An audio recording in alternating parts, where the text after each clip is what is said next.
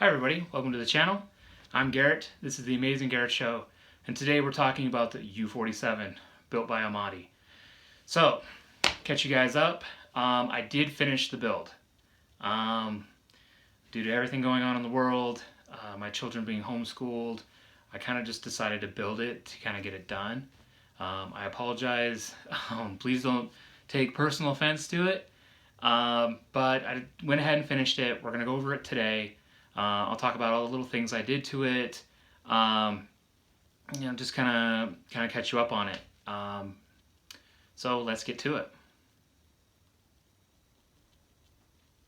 All right, so here she is in all of her glory. That is just sewing. Is this thread? I just kind of wanted to be super simple with it. Again, great model. Brand new to the idea. I mean, because you can see where kind of like right up in here, I didn't get the Tamiya putty completely flat. You can still see some lines in it. She's kind of dusty. So there's like a scuff. It's the first time I've ever done like a solid body type model. I wasn't sure that they had made those anymore, but I mean, beautiful from afar.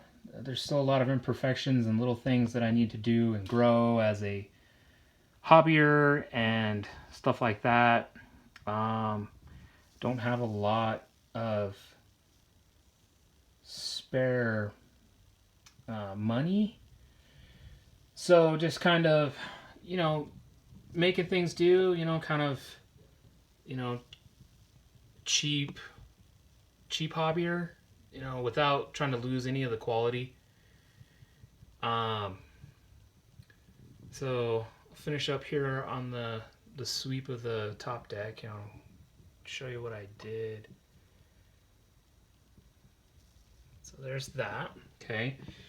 Now, before the shutdowns, I was a welder, and I thought, what better than to make my own base. Couldn't really afford to build or to buy anything, so I decided to make my own. As we know, that's Captain Gunther Prine. He was the captain of the U-47. That is, it's the clear, it's lamination.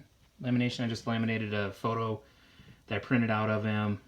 I glued these clips in there and then put the picture into it. Laminated that for him, kind of like a little plaque. Again, I did it, it's like it looks brighter than it is. It's just kind of a orangish yellow color. But that's kind of the look I was going for, because it kind of looks copper, kind of, like you do a real label in.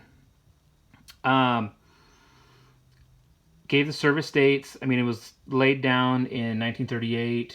All hands were lost on the 7th of March, 1941.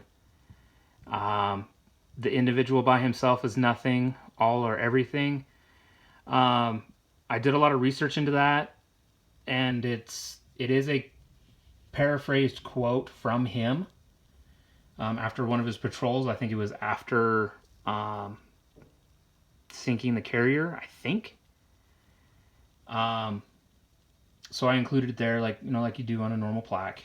Now, this isn't to glorify the nation that he was serving during those times. This is just men lost their lives. It's kind of like a war memorial. Nothing glorifying the ideals or anything like that. Just an amazing piece of technology. Just ahead of its time. Ushering in a new age. So, yeah, that kind of catches you guys up on that. Alright, so that was the finished build. I hope you guys enjoyed it. Hope you guys liked what I did with it. I tried to go with the colors that I had picked, that lighter gray, kind of darker gray. There is lots of interpretations to World War II paint schemes. And if you guys are modelers, or even amateur historians or scholars or whatever, you know that there's a lot, it gets tricky for us modelers. Ran into some trouble. I used to paint, it's called Flames of War. Ran into a lot of trouble with them. With some modelers were great, some weren't. It wasn't the right orange, it wasn't the right yellow, green, brown. So I played it safe. I found, and again, the color schemes, it's hard to tell because they paint them out on mission, changed them when they got back to port. It's just a tricky thing to navigate. So that's why I just went with the plain grays. I didn't want to try, I don't have an airbrush. So I just decided to keep it simple. Some had tiger stripes, some didn't. Some were more blue, some were more like a greenish gray. So I just went with something simple, just kind of keep it so you could tell where the water line was. Did a lot of research into, because like if you can see behind me the Bismarck, the hull being red, I've seen a lot of that painted onto U-boats. And I looked extensively to see if that's the way I needed to go, or if I needed to do like a gray. And from what I found, from the info that I could, and I mean, I spent 10 plus hours straight looking for, not at one time, but a cumulative, looking over the reds, the grays, because I wanted it to be as absolutely close as I could with the minimal amount of money that I have to put into my builds. So that's why I came up on the 2 gray tone system. I think it looks really well. I mean, there's a few things model-y that I need to get better on and to work on and maybe to clean up. But overall, that's just my lack of experience with models. So I really hope you guys enjoyed it. Please give a like. I'm dropping a Bismarck video as well. Finally, a trumpeter build. Got more info on the Hachette build. Go to that video if you want. I give an update on that build. Like I said, give a build on the Bismarck. I really hope you guys enjoy my channel.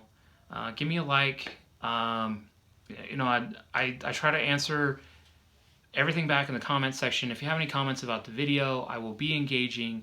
I won't take any offense. Just talk to me about it. If you have any tips, please let me know. If I continue to build stuff. I've been really getting into Warhammer 40K with my son, so I plan on doing some videos on that. He picked the Forces of Chaos with a focus on Khorne. I'm doing the Imperium of Man Space Wolves, so you guys might not be interested in that, but there are videos of that coming out. So yeah, so I'm Garrett. This is the Amazing Garrett Show. You guys take it easy, and I'll see you later.